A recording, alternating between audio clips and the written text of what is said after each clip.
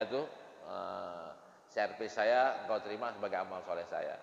Ya Allah, rumah masih kontrak nih ya Allah. Berilah saya rumah, jangan yang di gang ya Allah, yang depan yang bisa ada parkirannya ya Allah buat Avanza. Itu Robbana atina fid dunya hasanah. Nah, ketika itu habis kayak begitu apa yang terjadi?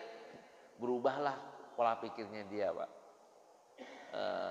Usahanya, doanya, harapannya berubah. Allah pun uh, Allah kan la yughayyiru ma biqaumin hatta yughayyiru ma bi anfusihim.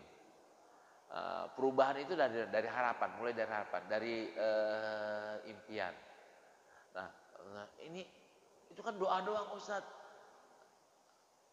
Raisa bikin nyanyi lagu judulnya Nyawa dan Harapan. Nah, di lagunya itu dia bilang berharap doa dapat memutar waktu. Berharap doa dapat memutar waktu. Saya jawab dengan nulis lagu juga, Kak. Nulis lagu saya judulnya Berdoalah Kawan. Karena saya bilang doa bukan sekedar kata. Doa adalah harapan. Doa adalah impian yang akan menjadi kenyataan. Tinggal menunggu waktu. Tinggal menunggu waktu. Nah, harapannya kayak gimana? Harapan. Terus jalannya gimana Ustadz? Habis doa kayak begitu, hadirnya di pameran rumah, di mall atau di mana datang. Lihat rumah yang tipe berapa? Nah, ambil brosurnya. Kan ditanya, Bapak mau yang mana Pak? Enggak, saya mau brosurnya dulu dah. Ambil brosurnya. Ambil brosurnya, bawa ke masjid. Ngadep Allah, ya Allah, alhamdulillah hari ini udah dapat brosurnya. Ini brosurnya. Ya Allah, saya minta Engkau memberikan rumah yang model kayak begini. Saya yakin Engkau maha kaya, Engkau maha. Nanti jalannya apaan? Allah lah yang ngatur, bukan kita yang ngatur. Kalau kita kan otak kita kan gaji, kontrakan, gaji, kontrakan. Kiriman dari anak, kalau misalnya udah punya anak udah kerja, ya gaji cuma segitu, kontrakan cuma sepintu, mana cukup buat beli rumah. Kalau yang kontrakan ya, kalau yang masih kontrak gaji doang, dari mana? Tapi kalau misalnya Allah punya banyak pintu gak? Punya. Ini true story Pak, true story. Terakhir saya kesini 2 atau 3 tahun yang lalu ya, 3 tahun yang lalu kali. Saya masih pakai mobil Evalia yang putih ya, sebelumnya Nissan Mars. Saya ngajar di Atin, parkir di Atin, di belakang saya ada mobil hitam Pak, HRP, hitam.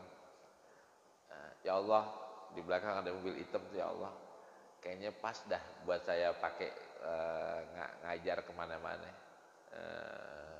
Ya Allah, berikanlah saya anterin mobil itu ya ke Jalan Guru Mugni, Kuningan, Jakarta Selatan. Robbana atina fid dunya hasanah. Nah, apa yang terjadi? Sebulan nggak ada yang nganterin, 2 bulan nggak ada, 3 bulan, 4 bulan ada Pak. 4 bulan jadi 5 bulan kita bisa pakai. 5 bulan.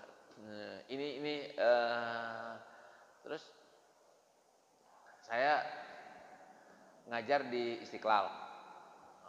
Ini pasti saya belum ceritain di sini. Saya ngajar di Istiqlal, habis Jumatan Pak. Habis Jumatan langsung dibikin kayak gini, ngajar.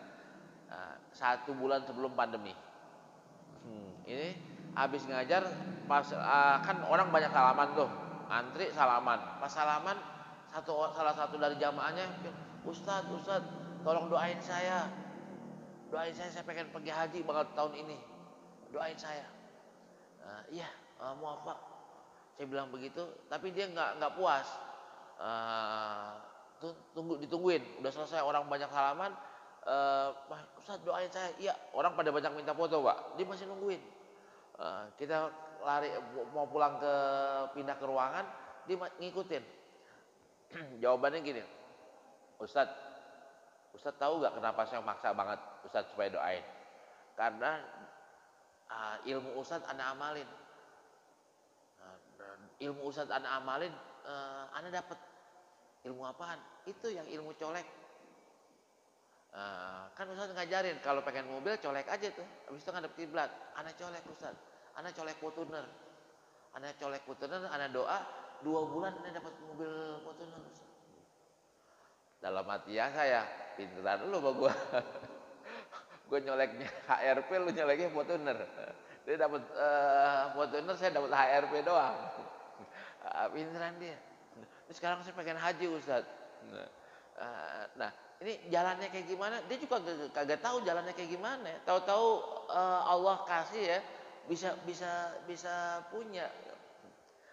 Saya punya kendaraan dinas Pak, Hilux, Toyota Hilux. Itu ceritanya kayak gimana?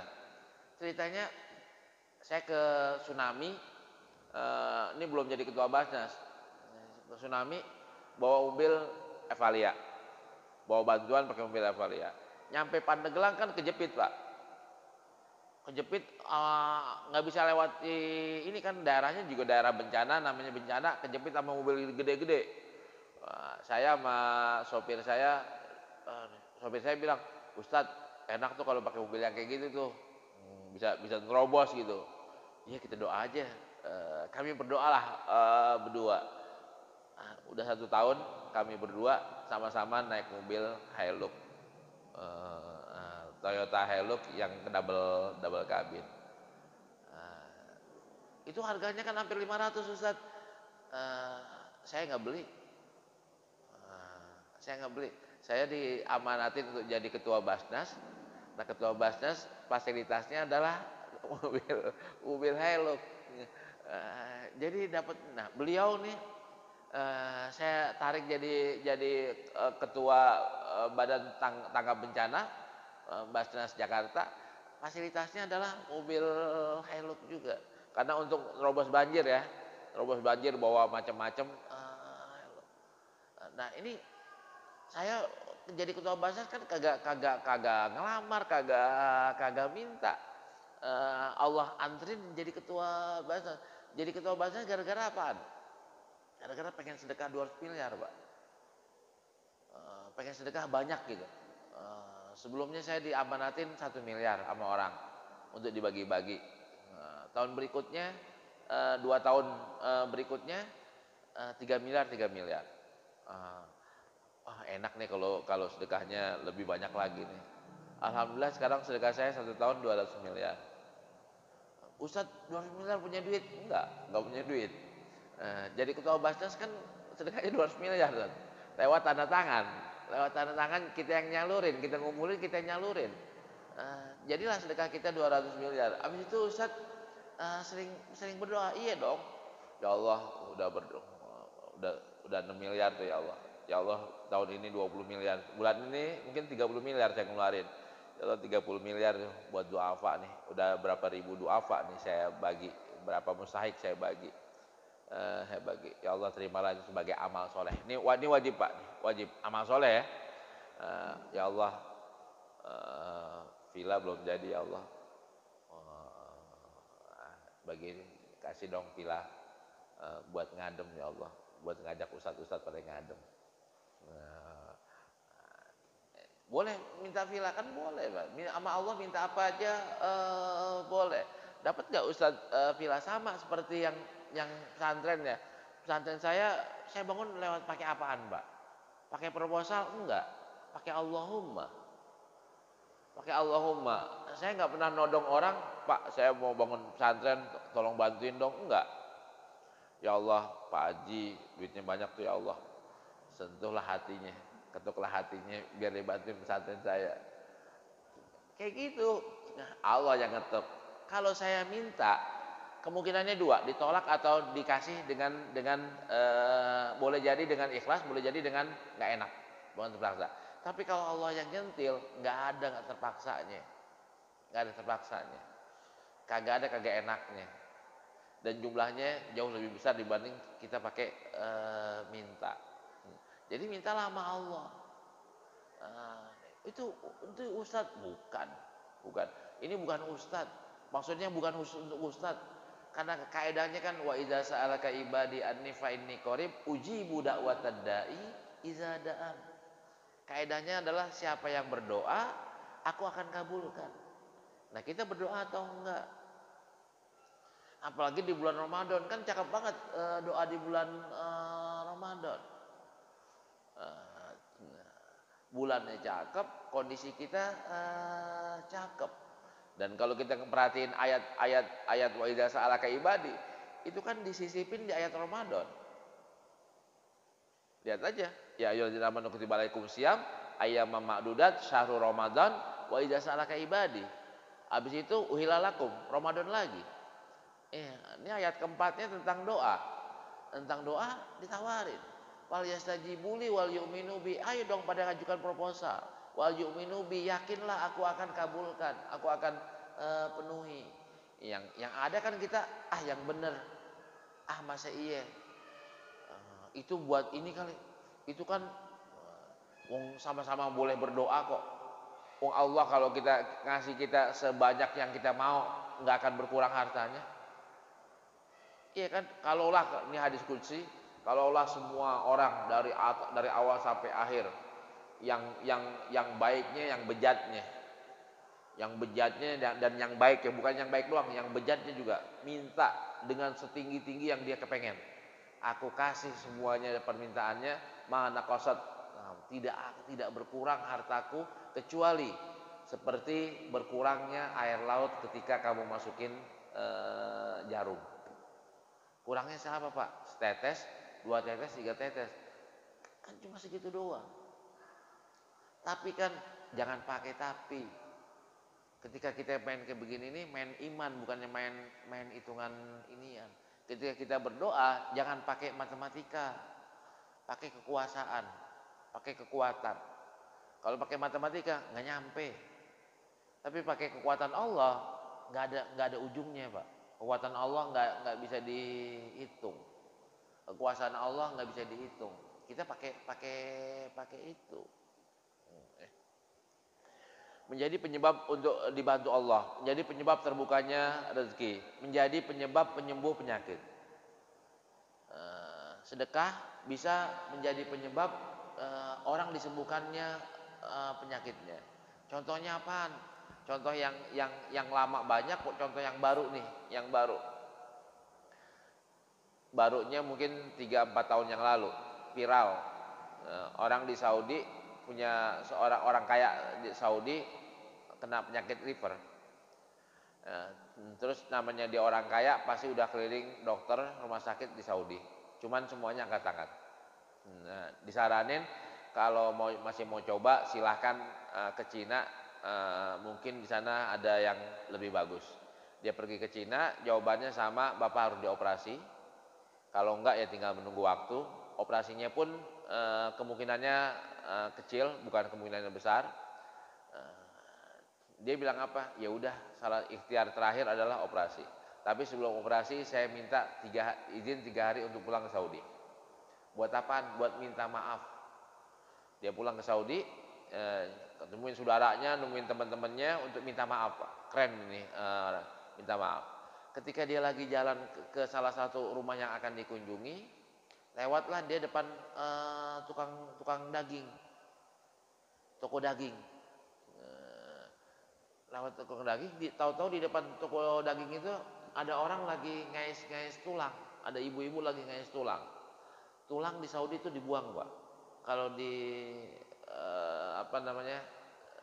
di ini mana nih, pal batu, tulang di sop ya, tulang dibikinin sayur tangkar. Kalau di Saudi dibuang, di Syria dibuang, di Jordan dibuang. Dulu saya kuliah kalau mau bikin sayur nggak modal ya pakai tulang Pak, itu tinggal ngambil doang. Nah ditanya ibu ini, ibu lagi ngapain? Saya sedang mempersiapkan makan besar buat anak-anak saya di rumah.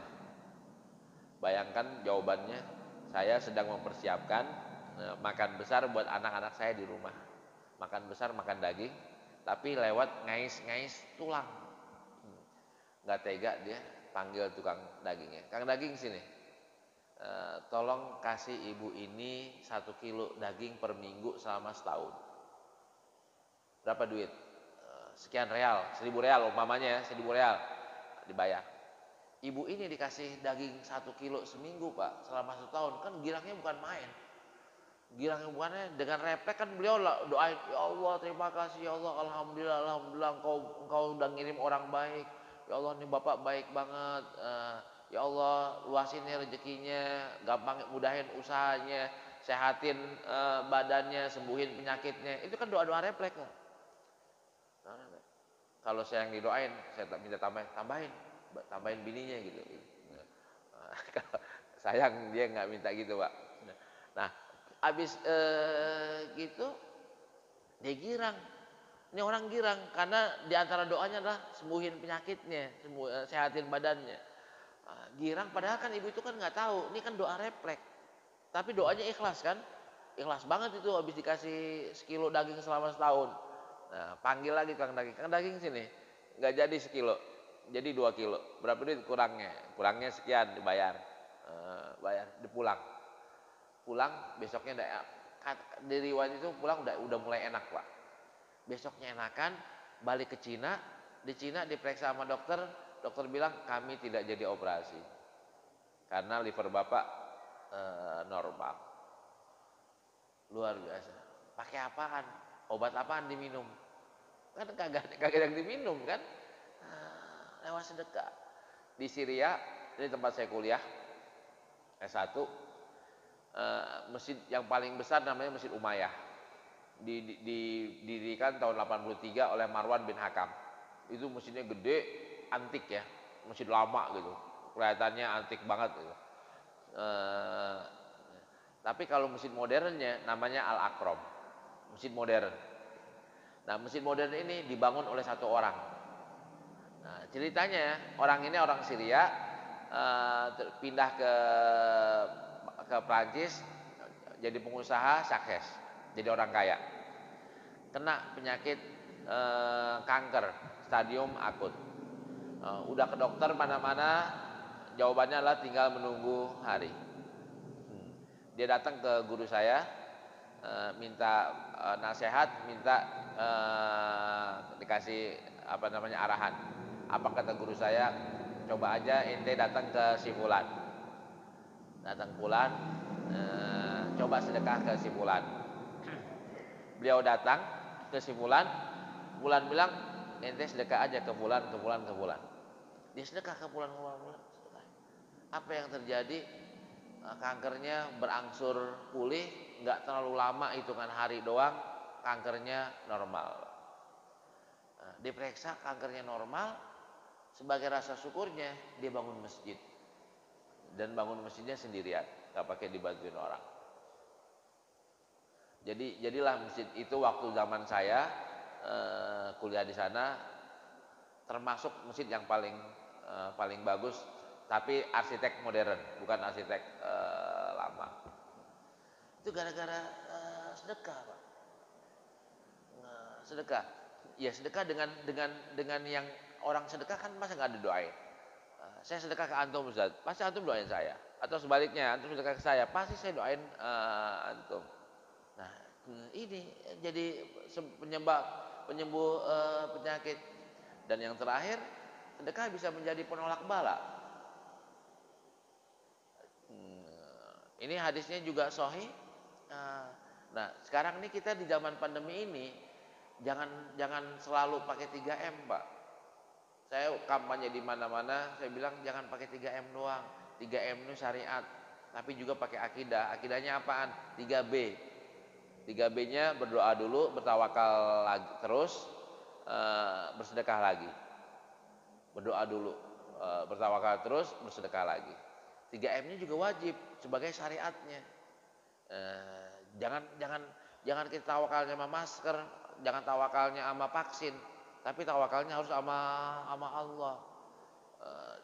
Nah ini 3B. Nah lewat sedekah itu bisa menolak bala. Nah walhasil dengan manfaat seperti ini, rugi gak orang sedekah? Rugi gak orang zakat? Bahkan kalau misalnya kita mau rezekinya lebih lebih luas, ya sedekahlah. Tapi kan Ustadz, inilah yang membatalkan perjanjian, Pak. Pakai tapi itu jajal, bukannya buka Allah tuh bukannya untuk diuji coba, Pak. Udah saya coba dah. Allah bukan untuk medan tes. Allah tuh udah kan la yukhliful mi'ad. Allah kan nggak ada bohongnya. Rasulullah nggak ada bohongnya. Jadi nanti dah saya tes, saya coba dah, saya coba. Allah bukan medan percobaan. Jadi pakai Bismillah tawakal tuh Allah. Ustaz, kalau nggak berhasil tanggung jawab ya. Itu insya Allah nggak berhasil. Nah, kenapa? Karena nggak berhasil, dia udah nggak yakin, Pak. Nah, kaidahnya kan ana inda dzanni abdi bi. Aku mengikut prasangka hambaku. Dia sangkanya Allah nggak mampu, ya Allah nggak mau, udah. Nah, tapi udah Bismillah. Ini kenyataannya, Ustadz gimana ya? Saya yakin, tapi udah sebulan Ustadz kagak ada balikannya tuh. Ya, nah ini salah satu kesalahannya. Sedekahnya kan bukan sekali, sedekahnya terus. Ntar Allah kasih break. Allah kasih, ya Allah balasannya bukannya cuman 10 kali lipat, Pak. Nah, ini saya hampir bikin kesimpulan ya. Nggak ada orang yang bisa melihat manfaat sedekah secara ekonomi kecuali orang yang udah bersedekah. Nggak ada orang yang melihat manfaat backnya ya, feedback ekonomi dari sedekahnya dia kecuali orang yang udah bersedekah. Dia akan ngelihat sendiri manfaatnya. Tapi kalau orang yang masih yang benar mau coba itu nggak jadi. Nah, kita nih ilmunya udah dapat, tinggal Bismillahnya. Bismillahnya jangan pakai uji coba, tapi Bismillah tawakkaltu ala Allah. Yakin dengan kebenaran Quran, kebenaran hadis, jalankan. Realitanya ya, ini hitung-hitungannya. Kalau sampai sebulan belum datang, tunggu 2 bulan.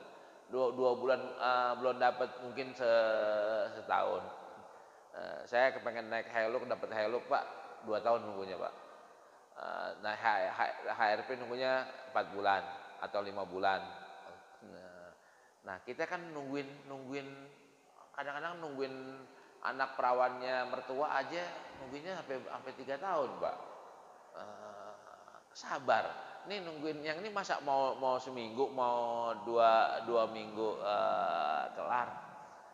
Nungguin rumah udah berapa lama kita nggak punya rumah. Masa kan begitu sedekah kita pengen rumah, pengen besok.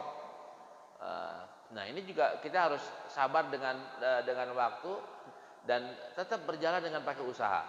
Bukan berarti kita habis sedekah diam gitu nggak berusaha, enggak. Akan tapi usaha. Tetap tadi itu pergi ke pameran, ambil brosur, brosurnya dibawa, tahu-tahu orang nanya, baru beli rumah? Enggak, saya jual rumah. Oh, saya pengen beli. Nah, ini dia nih, dapat komisi dah dari dia. Jalannya ada aja, Pak. Ada aja yang bahasa kita min haitsu la yahtasib. Kalau yang jalannya udah ketahuan kan tadi itu yang normal ya, gaji, kontrakan, pensiunan, ini jalan normal. Tapi kita kepengen jalan yang nggak normal. Nah lewat doa, lewat sedekah, lewat takwa kepada Allah Subhanahu Wa Taala. Orang yang sedekah kan orang yang bertakwa kepada Allah. Lihat ayatnya nih, ayatnya. Wasari'u ila magfiratin mir rabbikum wa jannatin arduas samawat wal ard uiddat lil muttaqin. Ketika uiddat lil muttaqin, siapa yang muttaqin? Alladzina yunfikuna bisarra'i wad dharra'i. Kan orang yang muttaqin kan orang yang berani sedekah. Kalau kita masih takut sedekah, ya kita belum jadi muttaqin. Ntar kalau kita mau tarik lagi, wa may yattaqillaha yaj'al lahu makhraja wa yarzuqhu min haitsu la yahtasib. Dapat deh. Nah, ini iniannya ketika ilmunya kita udah ini tinggal ngelaksananya doang. Kalau kita ngelaksanain nih, umat Islam pada ngelaksanain, beres nih. Permasalahan kita beres.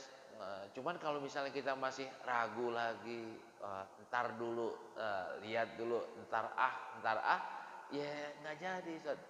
Lagi-lagi kalau antum nunda sampai habis Lebaran, setan punya kesempatan ya untuk mengganggu antum sampai habis Lebaran. Kesimpulannya di sini saya bilang pahala amal soleh di bulan Ramadan, kaedahnya semua amal soleh yang dikerjakan di bulan Ramadan akan dilipat gandakan, termasuk sedekah. Analisanya bulan suci sedang berpuasa juga berdampak sosial. Rasulullah adalah orang yang dermawan dan paling dermawan ketika di bulan Ramadan. Analisanya ibadah ruhaninya dapat, ibadah sosialnya dapat. Nah, kita pengen ngamalin, mudah-mudahan udah dapat rezekinya iya, Lailatul Qadarnya iya. Baik, ini mungkin yang dapat saya sampaikan. Kita masih bisa buka dengan tanya jawab. Walhamdulillahirabbil alamin. Baik, terima kasih kepada guru kita Pak Kiai Haji Maruf Hifdzullah yang telah menyampaikan begitu jelas apa mengenai. Assalamualaikum warahmatullahi wabarakatuh. Waalaikumsalam. Alhamdulillah ada pencerahan mengenai sedekah yang begitu jelas, begitu pembahasannya juga begitu jelas, hadisnya sangat jelas. Yang jadi permasalahan jadi karena sedekah itu begitu dahsyat, ini pertanyaannya bagi mereka yang memang hidupnya pas-pasan, Ya. hidup pas-pasan, di mana dia juga sedekah, tapi karena adanya keterbatasan, dia tidak bersedekah. Karena sangat beruntung bagi orang yang memiliki harta, mereka bisa bersedekah. Nah, yang menjadi pertanyaannya, apakah sedekah itu dikatakan sedekah, apakah kita bersedekah keluar? Apakah kita bersedekah menafkahi keluarga itu termasuk dari sedekah? Apa termasuk itu kewajiban? Iya. Seorang suami memberikan sedekah, memberikan nafkah kepada anak istrinya, apakah itu dihitung sebagai sedekah? Iya. Atau itu kewajiban? Iya. Itu yang ditanyakan tadi. Sedekah pengertian kita kesannya sedekah keluarin buat orang. Iya. Terus sedekah buat orang itu memang urusan. Iya. Urusan tidak ada apa yang kita sedekah. Iya. Apakah itu masuk ke dalam hadis Rasulullah yang memang tadi Iya. disampaikan begitu dasar. Terima kasih. Baik. Pencerahan. Nah, baik. Secara tekstual dianggap sedekah, Ustaz. Sampai lukmah ya, suapan ke istri, ke mulutnya istri dianggap sedekah. Kepada anak pun sedekah. Sedekah yang mungkin berubah menjadi infak wajib kepada anak dan istri. Tapi ada kewajiban sosial yang lain, Ustaz. Kita ngasih makan ke anak dan istri itu udah dianggap sedekah, bahkan bukan cuma sedekah yang sunnah ya, sedekah yang wajib, jadi nafkah. Nah sekarang kita juga disuruh sedekah kepada orang lain. Kalau kepada anak istri rasanya kita nggak terlalu bermasalah ya, karena kita punya kepentingan di situ. Kepada anak sebagai buah hati, istri sebagai teman tidur, dan yang nyiapin makanan kita ada timbal baliknya. Tapi kan kalau rumah tetangga kan nggak ada, Ustaz. Sama orang jauh kan nggak ada. Yang diuji yang mana? Yang ono, yang tetangga. sama orang jauh yang diuji. Kalau kita berani ngasih ke sono, baru namanya sedekah dalam artian di luar dari sedekah yang wajib. Saya sendiri nggak cukup Ustadz, gaji saya pas UMR, siapa yang suruh gajinya sedekahnya 1 juta? Kan sedekahnya boleh 50.000, bisa boleh 100.000, boleh 5 juta Ustadz. Kenapa nggak 10.000 aja? 10.000 ngasih ke siapa? Silahkan aja ngasih tetangga. Nasi bungkus ki 10.000, nasi uduk ki 10.000 kasih ke tetangga. Ini kalau misalnya kita berani melakukan hal itu, walaupun tadi duit kita pas-pasan, akan berubah Ustaz. Tadiannya cuma 10.000, tahu-tahu kok rezeki nambah ya, mulai 20.000. Mulai 20.000 seminggu, 2 minggu, kok kayaknya enakan ya. Naik lagi berubahlah pemasukan antum dari tadiannya UMR naik menjadi double UMR, naik menjadi lebih lagi. Itu harus pakai keyakinan dan Rasulullah ketika Rasulullah nyontohin pakai apaan? Sampai kagak ada apa-apaan kan? Saya udah gak punya apa-apa lagi. Kalau masih ada korma sebiji pun saya akan kasih. Udah kagak ada lagi. Itu kalau Rasulullah ya, kita mungkin nggak sampai ke situ. Kayak Umar lah. Umar sebiji kan cuma sepiring kecil. Cuma setengah kilo lah bahasa kitanya. Setengah kilo. Ini harus nyumbangin harus 5 kilo nih biar cukup. Tahu-tahu ketika Umar mau nyumbang, terjadilah keajaiban, kormanya tahu-tahu ada segitu. Imma korma bener dibawain sama tetangga, imma korma dibawain sama malaikat. Kita rezeki kita mungkin normal, mungkin juga abnormal Ustaz. Banyak gak rezeki yang abnormal? Cerita saya punya banyak banget cerita yang abnormal. Nah, cerita yang tadi kita bilang orang terkaya aja itu kan abnormal Ustaz. Bayangin aja dulu nggak siapa-siapa sekarang terkaya sedunia. Hartanya beli Mega Kuningan semuanya kebeli tuh. Lonjakannya kan kayak begitu ya. Nah, kok dia dapat ilham kayak begitu? Kenapa ilhamnya nggak ke kita gitu?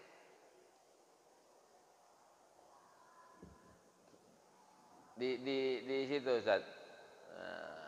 Nah, walhasil yang masih rezekinya pas-pasan, ente pengen lebih luas. Kalau pengen lebih luas, ya sedekahlah. Tapi nggak cukup Ustaz. Ntar bini marah-marah. Tanya bini mau apartemen nggak? Kalau mau apartemen ya sedekah dulu nih. Terus ketika ditanya, Ustaz sedekahnya ke siapa? Ke yang paling membutuhkan. Paling membutuhkan siapa? Tetangga, saudara yang masih ini, yang lebih miskin daripada kita. Kita kasih ke mereka. Nanti kan cerita selanjutnya kan ketika kita kasih ada doa dari dia, Pak.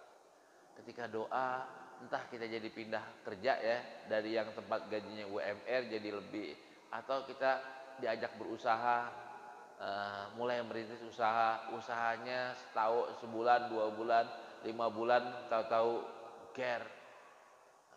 jadi.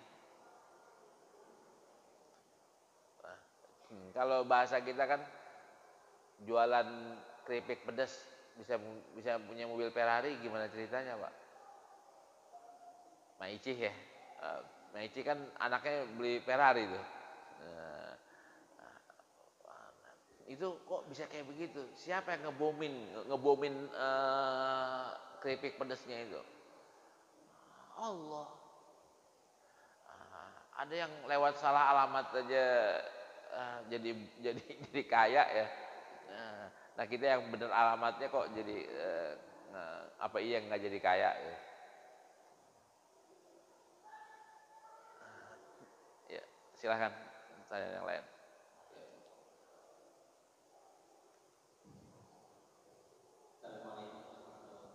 Waalaikumsalam.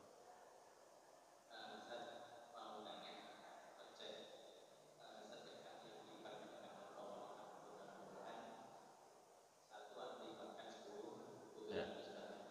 Iya.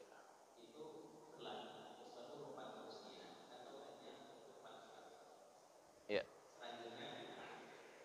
Misalkan ini ada contoh, ada dua orang, yang satu muslim, satu non muslim. Keduanya mengeluarkan sedekah dengan jumlah yang sama. Tetapi yang muslim ini sedekah dengan keimanannya. Karena beliau tahu apa yang dia kerjakan karena Tuhan. Yang non muslim sedekah berdasarkan sisi kemanusiaan. Kira-kira dari sudut pandang Al-Quran, efek yang akan diterima oleh dua orang itu ada perbedaan. Ya. Ya. Baik. Secara teks dikatakan, secara teks hadis juga katakan bahwa yang sedekah dari kafir dia akan dibalas di dunia. Dia nggak dibalas di akhirat. Dia akan dibalas di dunia. Kalau yang muslim boleh di dunia, boleh juga di akhirat. Dan dia di akhiratnya pasti, di dunia belum pasti. Kalau orang kafir di dunia pasti, Pak. Pasti akan dibalas oleh entah balasannya berapa, tapi akan dibalas. Kalau muslim dibalasnya akhiratnya pasti. Tentu kalau udah memenuhi syarat ikhlas ya, pasti. Di dunianya belum pasti dunianya. Kemungkinannya dibalasnya mungkin cuma separuh doang, atau jadi dapatnya 1/2 kalau separuh. Kalau dibalasnya di dunia cuma 1/4, maka 1/4. Kalau yang di akhiratnya full, pasti. Nah, kita kepengen di mana? Nah, dalam doanya itu kita minta dua-duanya, Ustaz. Ya Allah, balas ya di dunia juga dan di akhirat juga ya Allah. Jangan di akhirat doang ya Allah, tapi di dunia juga. Jangan juga di dunia doang, tapi di akhirat enggak. Kita kepengennya di dunia dan di akhirat. Boleh gak? Di sini letak kehebatannya kita, boleh. Kita boleh minta dua-duanya, Ustaz. Sekalipun ya, di hadis yang lainnya orang yang sudah menikmati di dunia nggak akan dikasih lagi, akan mengurangi jatahnya di akhirat. Tapi manusiawinya kita tuh kepengen udah ya Allah dua-duanya ya, toh sejelek-jeleknya akhirat ya indah gitu, serendah-rendahnya tempat di surga ya sangat indah.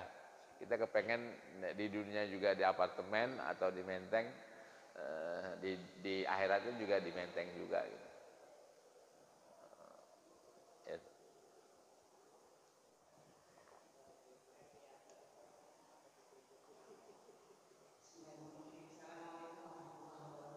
Waalaikumsalam.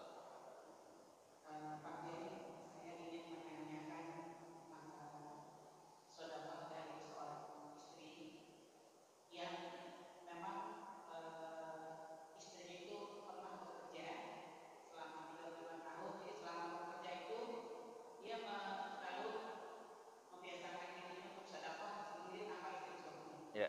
Nah, setelah dia pensiun, apakah masih boleh begitu? Karena memang ya uangnya itu memang yang pegang manajemennya memang istrinya.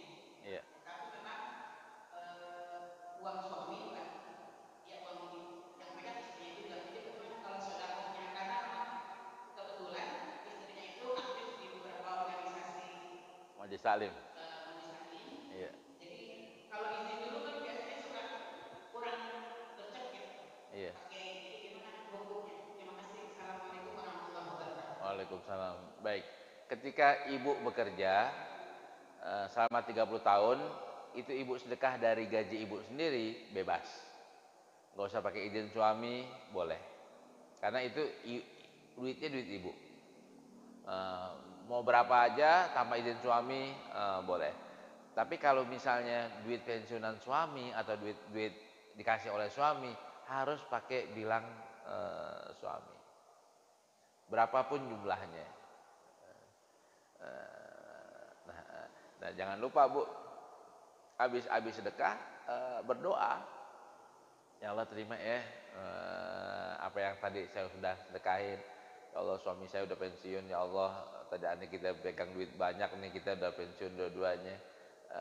Udah gini tapi saya yakin Engkau maha kaya, Engkau maha pemurah. Berikanlah kami kelapangan rezeki dari pintu-pintumu yang banyak. Begitu doanya kurang lebih. Insya Allah tahu-tahu anaknya diterima kerja di tempat yang bagus, anaknya usahanya bagus, anaknya nggak pelit sama ibunya, apa yang dia pengen, apa yang ibunya mau dikasih, apa yang bapaknya mau dikasih. Sebelum ibu berdoa, mungkin anaknya agak sedikit pelit. Ketika ibu berdoa, berubahlah perilaku anaknya. Anaknya berubah perilaku kayak gimana? Gara-gara dengerin pengajian, entah di pengajian siapa, tersentuh hatinya, berubahlah sikapnya dia.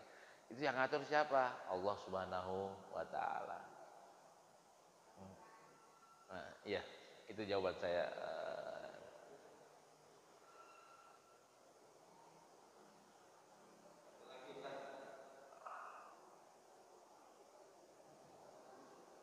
Assalamualaikum warahmatullahi wabarakatuh. Waalaikumsalam. Selamat malam Pak Kiai. Saya mau tanya, bagaimana kalau kita sedekah tapi itu dari hasil yang syubhat? Dari barang yang subhat. Iya, pokoknya perkara syubhat ya. Pokoknya karena kan Allah ya Pak Kiai, perkara riba kan nggak semua orang Islam itu paham secara detail. Iya. Kadang ada satu pendapatan yang sebenarnya itu terjebak dalam lingkungan riba gitu ya. Iya, iya. Pokoknya bagaimana hukum atau bagaimana pandangan Pak Kiai bersedekah tapi itu mendapatkan dari hasil yang syubhat. Terima kasih. Iya. Innallaha thayyibun la yaqbalu illa thayyiba, itu dalilnya Ustaz. Allah itu baik, enggak terima kecuali dari yang baik. Ketika kita dari yang subhat, maka kemungkinan untuk diterimanya kecil Ustaz. Jalannya kayak gimana? Ya pindah kerja. Atau kerja di tempat di institusi yang sama tapi yang bagian syariahnya. Kalau bank umpamanya bank yang syariahnya, kan bisa di divisi yang syariahnya kan jadi halal. Tapi Ustaz, tapinya di sini yang ngasih rezeki siapa?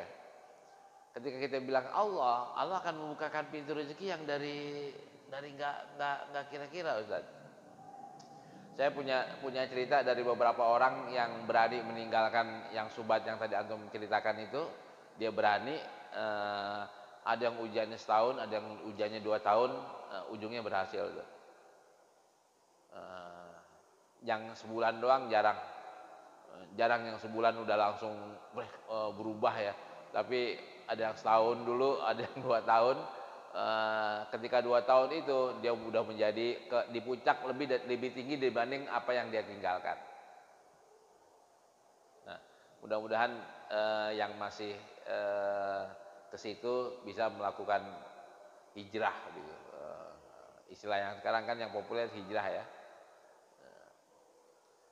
Baik, itu jawaban saya.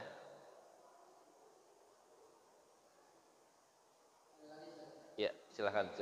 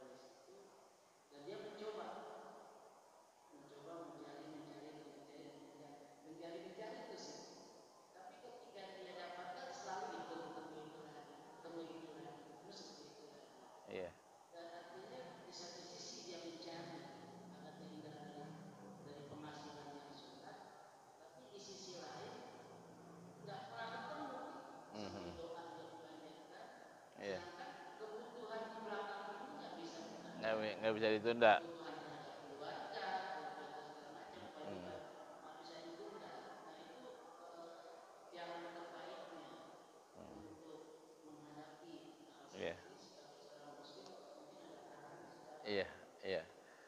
Ah, antum mencarinya yang sadar yang sama sih. Ketika antum meninggalkan yang itu, antum mencarinya standar yang sama. Harusnya berani mencari standar yang lebih rendah. Ketika mencari yang standar yang lebih rendah, ketemu. Ketika ketemu, lewat ketemu itulah. Karena doanya kan Allahumma inni as'alukal huda wa tuqa wal afaf wal ghina. Ustaz. Itu prosesnya itu. Afaf duluan baru ghina. Bukan loncat langsung ghina. Ketika sahabat Nabi, Ustaz, saya kan kajian saya ini sekarang lagi sirah nih. Di Sahih Bukhari lagi tentang sirah. Nah, ketika Rasulullah hijrah ke Madinah, bawa apaan, Ustaz? Bawa kolor doang kan istilahnya kan ya. Bahasa Betawinya kan cuman bawa sarung sama kolor doang. Bawa pakaian yang seadanya doang. Sahabat Nabi sama kan? Karena itu Badar itu kan kepengen ngambil hartanya orang Quraisy sebagai ganti kan gitu. Terus ketika Rasulullah sampai di Madinah, beliau enak langsung mendapatkan apa yang didapati di Mekah. Kan enggak. Miskin enggak Rasulullah di Madinah, sahabat-sahabat Nabi? Miskin lah. Buktinya perang Hondak. Perang Hondak tahun keberapa? Tahun kelima, Ustaz. Tahun kelima Hijriah, laparan enggak? Banyak banget yang ganjel perutnya dan makan tadi di cerita Jabir itu makan rame-rame karena udah berapa kali nggak makan. 5 tahun, Ustaz. 5 tahun. Habis itu tahun ke-6-nya Hudaybiyah. Habis Hudaybiyah Khaybar. Khaybar baru dah tuh makan daging. Baru nyaman. Ketika udah Rasulullah meninggal, apa kata para sahabat? Nggak ada sahabat Rasulullah yang miskin lagi setelah dulu mereka mau dikuburin, tutupin atasnya bawahnya kelihatan, tutupin bawah atasnya kelihatan. Setelah pada zaman Umar, apalagi zaman Utsman ya, itu udah jadi gubernur semua. Jadi gubernur, jadi wali kota, jadi apa. Itu uang pensiunannya dari ahli Badar itu kan tinggi itu. Udah makmur semua tuh. Setelah berapa lama? Setelah sekian lama, minimal sampai di perang Khaybar ya. Perang Khaybar tahun ke-7. Sampai ke tahun ke-7 itu baru mereka nyaman. Nah, kita nih tahun ini hijrah, tahun ini juga pengen dengan ini. Ustadz, saya sih kuat, bini tuh nggak kuat, Ustadz. Anak tuh nggak kuat. Kan kadang-kadang begitu ya. Begitu. Kita bilangnya sama bini lu mau gak tinggal di apartemen, tapi nggak sekarang nih, 5 tahun lagi kita tinggal di apartemen. Itu jawaban saya. Iya, baik.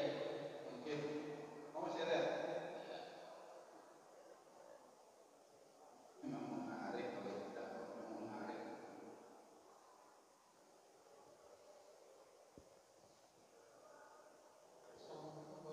Waalaikumsalam.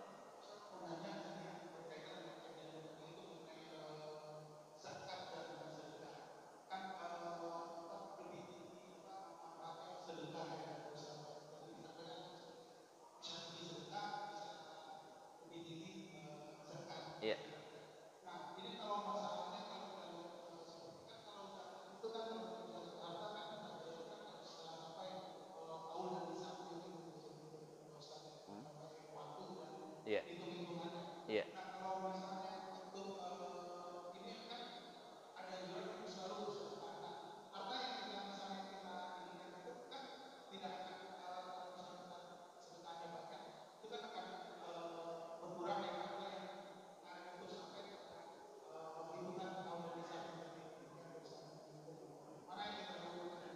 Iya, iya. Eh, orang kan zakat tuh ada nisabnya. Nisabnya bisa nggak nyampe gara-gara kita keluarin kan, keluarinnya. Keluarinnya kan ada keluarin kepengen lari dari kewajiban, ada ngeluarinnya bukan karena lari, karena emang kebutuhan. Boleh gak ngeluarin karena kebutuhan? Jawabannya boleh, boleh banget. Terus Ustaz, kalau saya ngeluarin untuk sedekah kayak gimana? Gara-gara saya sedekah, tabungan saya nggak sampai ke nisab gitu. Saya dosa atau enggak? Enggak. Enggak. Yang penting kan nawaitunya bukan untuk lari dari ketika Bapak sedekah, boleh jadi kan 5%, Pak. Dari kewajiban nisab. Ketika 5%, lebih banyak mana? Kan lebih banyak, tapi nggak wajib sedekah. Nggak wajib zakat, iya nggak wajib zakat, tapi udah sedekah. Kalau umpamanya ceritanya ada tetangga sakit, harus ke rumah sakit, tinggal seminggu lagi nih kita mau bayar zakat, tunggu ya seminggu lagi saya bayar zakat, saya ini, atau kita disuruh keluarin tuh duitnya, bayarin tuh rumah sakitnya. Jawabannya kan disuruh bayarin rumah sakitnya, Pak. Nggak usah nunggu sampai zakat. Sedekah yang kita keluarin yang mungkin jumlahnya sama dengan zakat kita, itu pahalanya lebih tinggi dibanding nunggu zakat kita keluar seminggu lagi. Ini konsepnya apaan? Konsepnya karena kebutuhan. Semakin butuh, semakin tinggi nilainya. Itu beda lagi kalau misalnya biar lari dari ini ya, harusnya nih kalau nyampe nisab nih saya harus bayar 25 juta, kalau kurang sejuta kan nggak nyampe nisab, saya bayar aja saya sedekah aja sejuta, nggak nyampe itu nisabnya. Nah itu bisa nggak kayak begitu ya, tergantung dari niatnya Ustaz. Kalau niatnya mau lari mah namanya orang ya, bisa lari dari kewajiban. Pahalanya gimana? Ya pasti pahalanya tergantung dari niatnya. Dan Allah nggak bisa dibohongin. Allah tahu kita mau lari atau emang lagi kepengen bantuin orang. Bahkan kalau misalnya kita mau pakai kiasan haji, Ustaz. Haji kan wajib. Kalau kita sedekahin ke orang, duit haji kita hilang, kita nggak bisa berangkat haji. Ulama pada bilang apa? Lu bantuin orang tetangga lu, bukan lu berangkat pergi haji. Bahkan di kisah yang populer banget nih, ini populer banget kisahnya, Pak. Saya lupa tahunnya tahun berapa. Ulama-ulama di Mekah, di Arafah, pada ngimpi bahwa haji mereka tidak sah, Pak. Hampir tidak sah kecuali gara-gara ditolong sama satu orang, dan orang yang nolongnya itu nggak pergi haji. Orang yang nolongnya itu nggak pergi haji.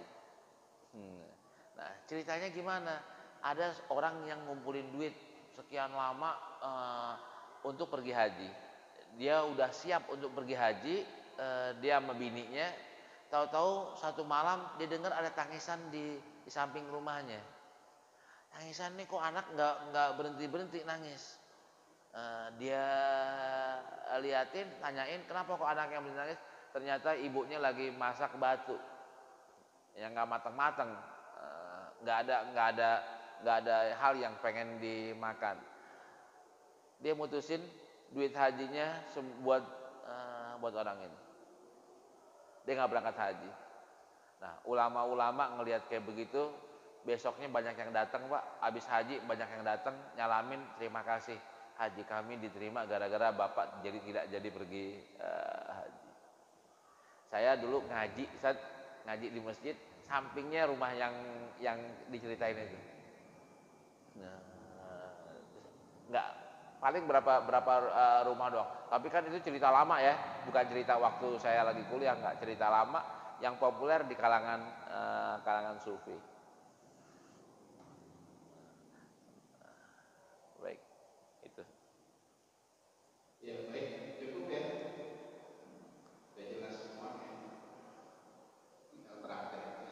Baik,